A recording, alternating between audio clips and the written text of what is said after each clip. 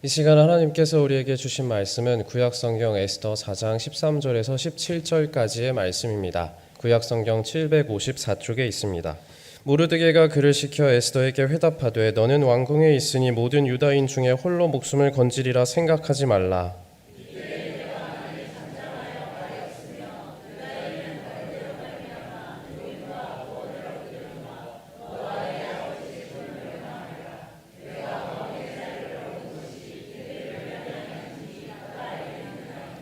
에스더가 모르드게에게 회답하여 이르되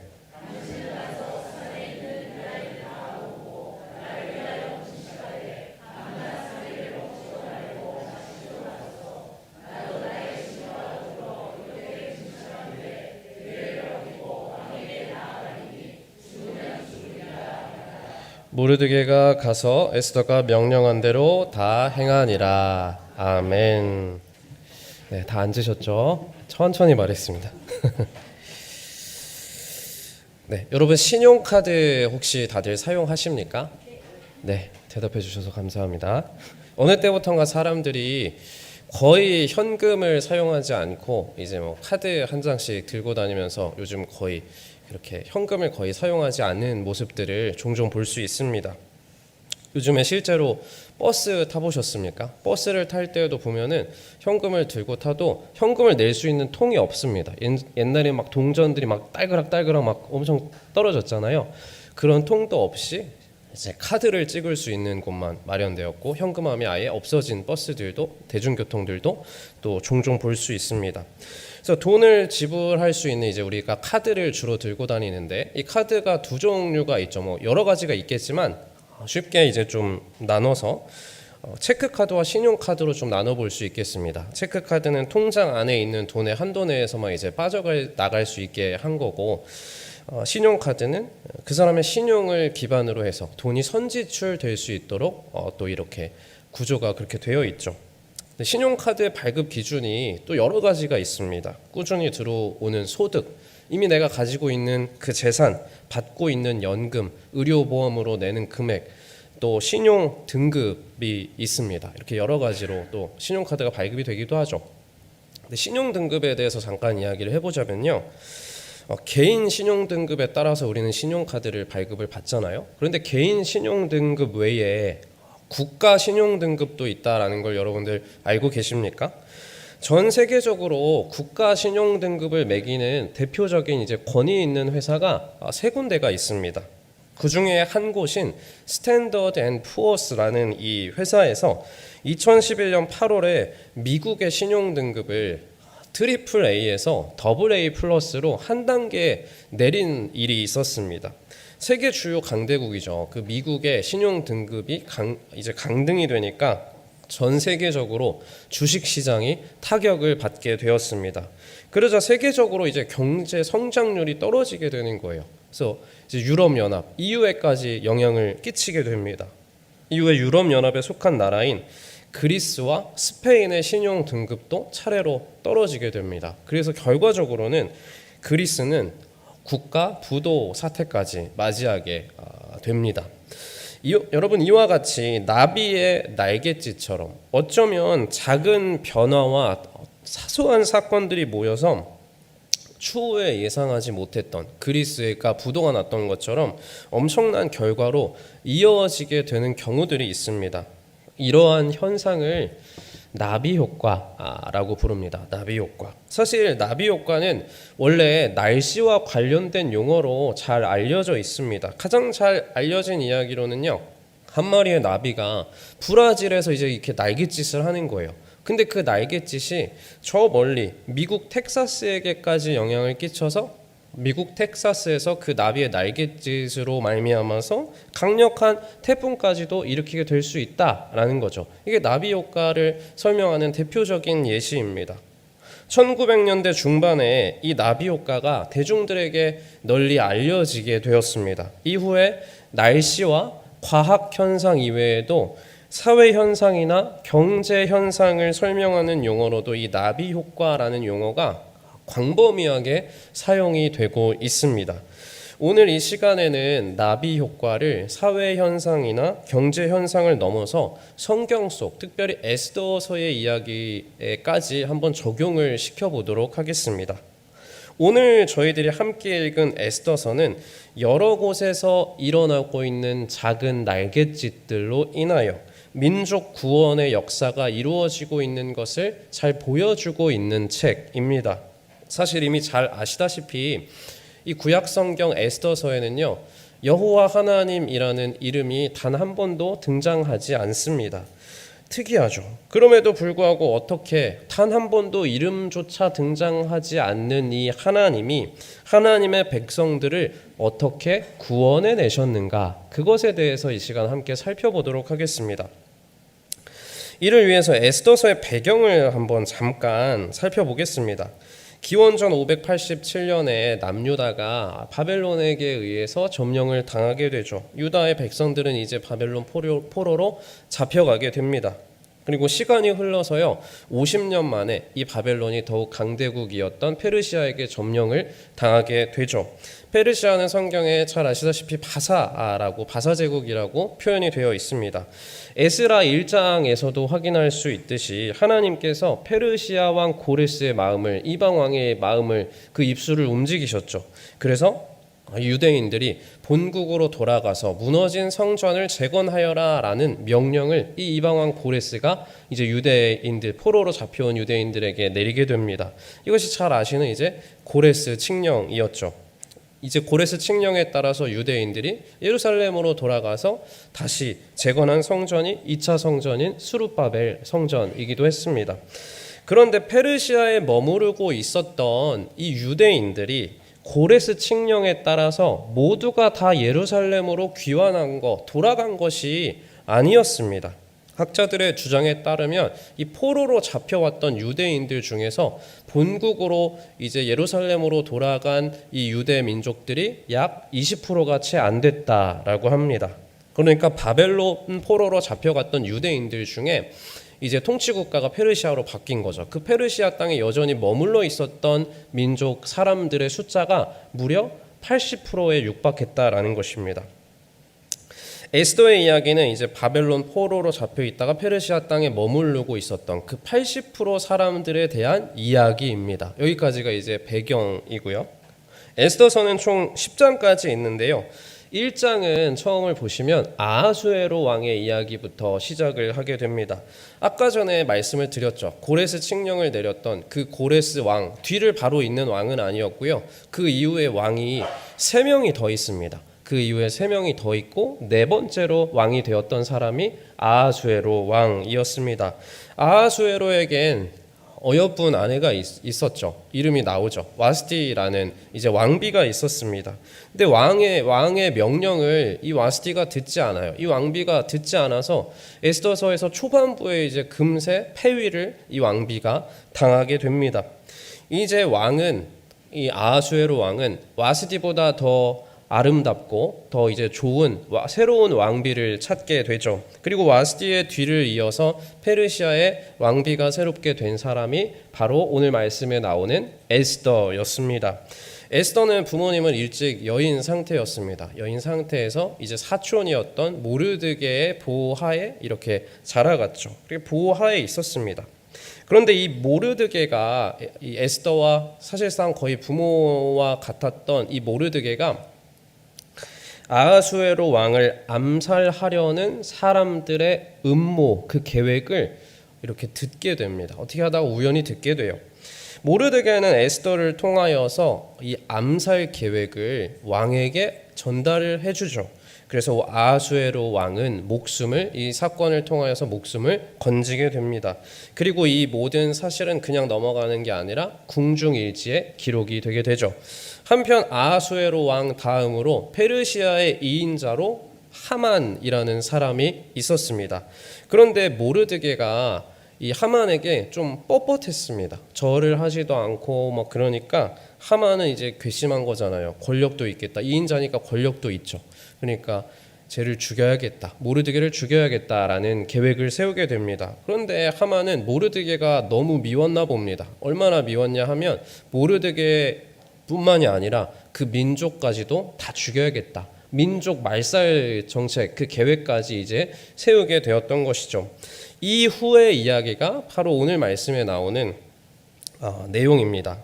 14절에서 모르드게가 에스더에게 이렇게 말을 했죠. 에스더야, 네가 왕비의 자리를 얻게 된 것이 이때를 위함일 수 있다라는 말을 오늘 말씀에서 하고 있습니다. 결국에 왕비였던 에스더가 왕에게로 나아가서 이러한 좀 유대 민족을 구원해 달라, 그렇게 좀 설득을 네가 가서 해봐라라는 이야기였습니다. 왕과 왕비의 관계이면요, 이제 남편과 아내의 관계 아닙니까? 남편과 아내의 관계니까 얼마나 가까운 관계입니까? 가까운 관계니까 쉽게 그 정도 이야기는 할 수 있지 않나 라는 생각도 들지만, 사실은 당시 페르시아 법상 누구든지 왕이 먼저 손을 내밀지 않으면, 제안하지 않으면 그 누구도 왕 앞으로 먼저 나아갈 수가 없었습니다. 왕비도 예외가 아니었죠. 근데 먼저 이제 나가면은 죽임을 당하게 되는 상황이었습니다. 대신 유일하게 왕이 금으로 된 지팡이를 내밀면 또 이제 살 수 있었던 것이죠.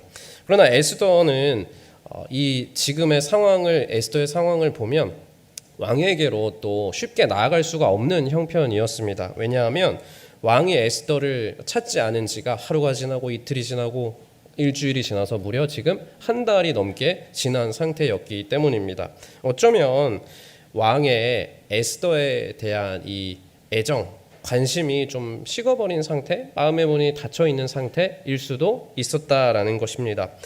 괜히 왕의 심기를 잘못 건드렸다간 이 에스더가 나아간다고 목숨을 걸고 나아갔는데 왕의 얼굴도 보지도 못하고 바로 죽임을 당할 수도 있었던 상태라는 것입니다. 그래서 에스더서의 가장 유명한 말씀이 여기서 나오죠. 죽으면 죽으리이다. 내가 왕에게로 우리의 민족을 위해서 나가겠노라 하면서 죽으면 죽으리이다 라는 이 선포를 하게 됩니다. 에스더는 온 유대인들에게 3일 동안 자신을 위해서 금식을 해주십사 이제 부탁을 하고 죽음을 각오하고 자신은 아하수에로 왕에게로 이제 나아가게 됩니다. 여러분, 에스더가 이러한 각오와 결단, 희생적인 결단을 한 것은 분명히 동족인 유대인들을 살리기 위한 희생적인 용기 있는 결단이었죠. 이 에스더의 모습을 보면서 우리도 신앙의 용기를 내어야겠다. 나도 나만 위해서 살지 말아야겠다. 내가 받은 것들에 대해서 책임감을 가지고 좀 행동을 해봐야겠다.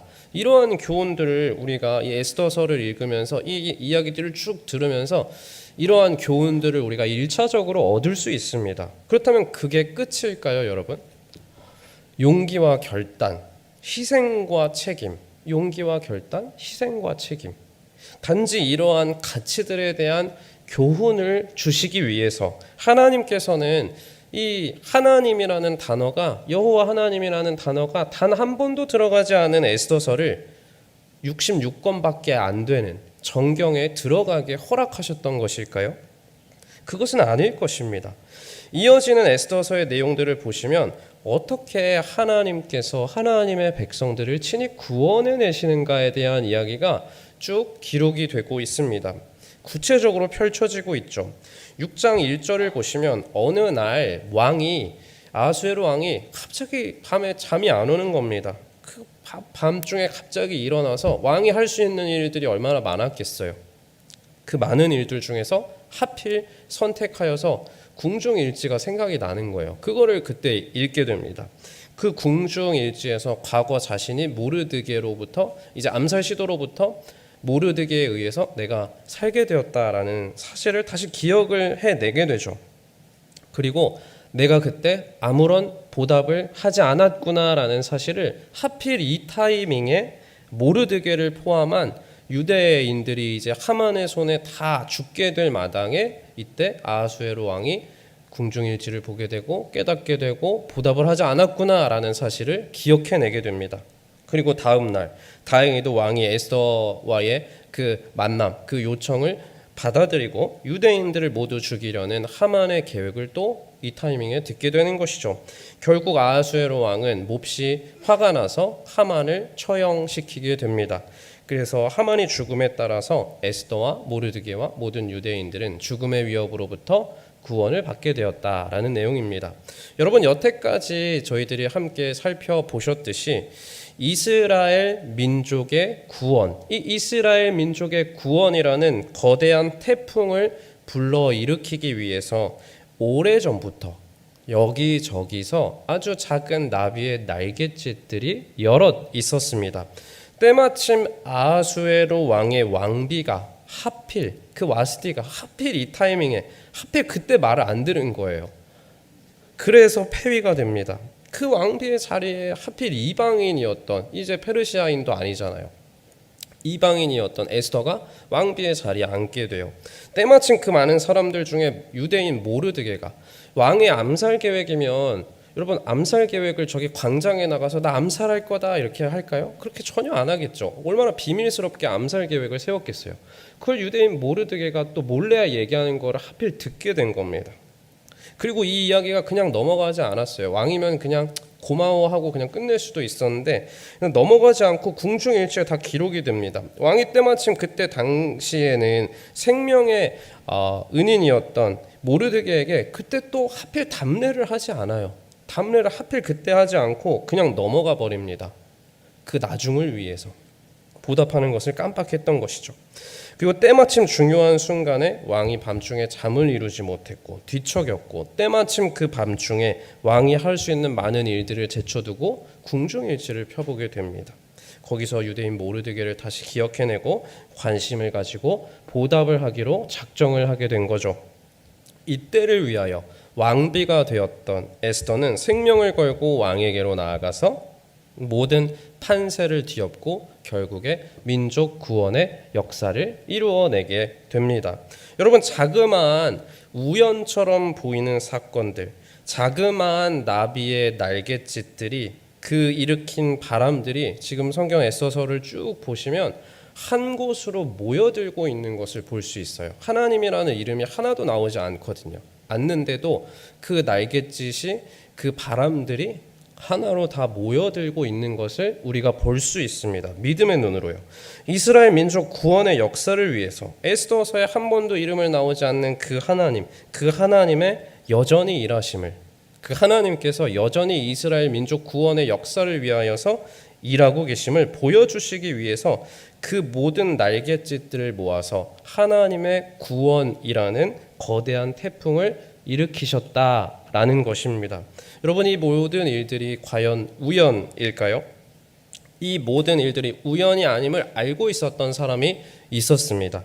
오늘 말씀 14절 말씀을 함께 읽어보겠습니다. 함께 읽겠습니다. 이때에 내가 만일 잠잠하여 말이 없으면 유다인은 다른 데로 말미암아 노임과 구원을 얻으려니와 너와 내 아버지 집은 멸망하리라. 내가 왕후의 자리를 얻은 것이 이때를 위함이 아닌지 누가 알겠느냐 하니. 아멘. 지금 모르드게가 이제 왕비가 된 에스더에게 목숨을 걸고 왕에게로 나아가라라고 권하고 있습니다. 그러면서 뭐라고 하죠? 만일 에스더가 왕에게로 나아가지 않더라도 유대인들은 다른 데로 말미암아서 노임과 구원을 분명히 얻게 될 것이다 라는 선포를, 지금 너가 나아가야 돼 라는 선포와 동시에 다른 루트를 통해서도 구원은 분명히 있을 거야 라는 사실을 이야기하고 있습니다. 선포하고 있죠. 이 말의 의미가 뭘까요? 분명히 지금 모르드게가 믿는 구석이 있었다라는 것입니다. 지금 눈에 보이지 않지만 백성들의 삶을 이끄시는 하나님의 손이 이 모든 일들 가운데 개입하고 계심을 모르드게는 적어도 어렴풋이라도 알고 있었다라는 것입니다.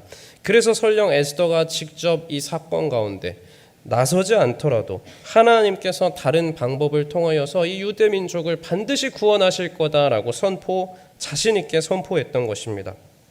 또한 에스더가 왕비의 자리를 얻게 된 것이, 그 목적이 단순히 개인이 잘 먹고 잘 살기 위함이 아니라 민족의 생명을 구하기 위한 하나님이 친히 지금 에스더를 통하여서도 이끌고 계시는 작은 나비의 날갯짓임을 예언하고 있었던 것입니다. 여러분, 그런데요, 모르드게 말고도요, 미래를 예언한 사람이 또 한 명 있었습니다. 그것은 바로 하만의 아내, 아까 2인자 그렇게 처형을 당했던 이인자였던 하만의 아내인 세레스라는 사람이 있었습니다. 에스더 6장 13절의 말씀을 이 시간 함께 읽어보겠습니다. 자기가 당한 모든 일을 그의 아내 세레스와 모든 친구에게 말하매 그중 지혜로운 저와 그의 아내 세레스가 이르되 모르드게가 과연 유다 사람의 후손이면 당신이 그 앞에서 굴욕을 당하기 시작하였으니 능히 그를 이기지 못하고 분명히 그 앞에 엎드러지리이다. 아멘.